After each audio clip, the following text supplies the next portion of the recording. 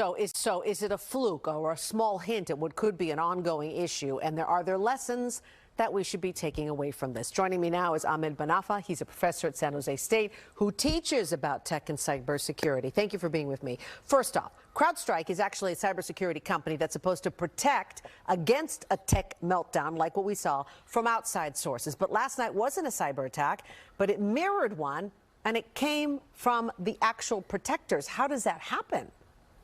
Well, here's what happened, Jessica. The whole story here is, in order for, CrowdStrike to stay up to date with the different viruses and malware and attacks, they have to update their software. That software is installed on those screens you see them. They have hundreds of thousands, if not millions, of those devices that they have this kind of software, and there is a name for that software, Falcon sensor. I mean, it's a technical name.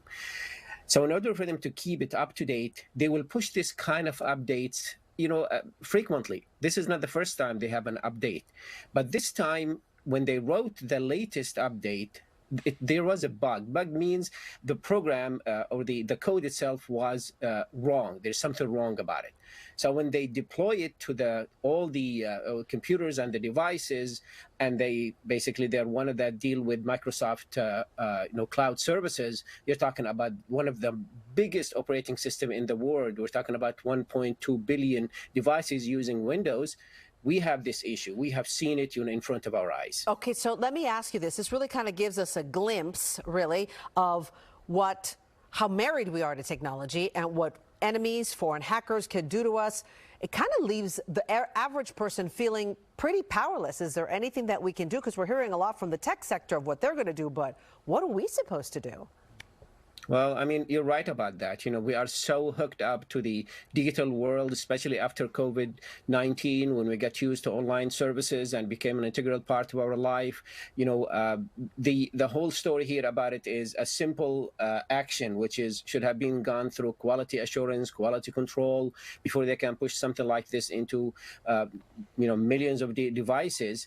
And here we go. And that's going to give a bad idea or a hint to the hackers. If that group decided to do something like this, they can hold the whole world hostage for something like this.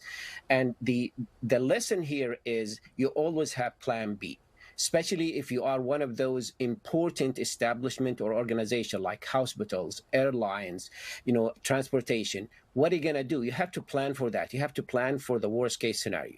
Professor Banafa, that is really good advice, and I'm sure a lot of those institutions are going to be heeding that advice very, very closely. This was a dry run for sure. Thank you so much for being with us.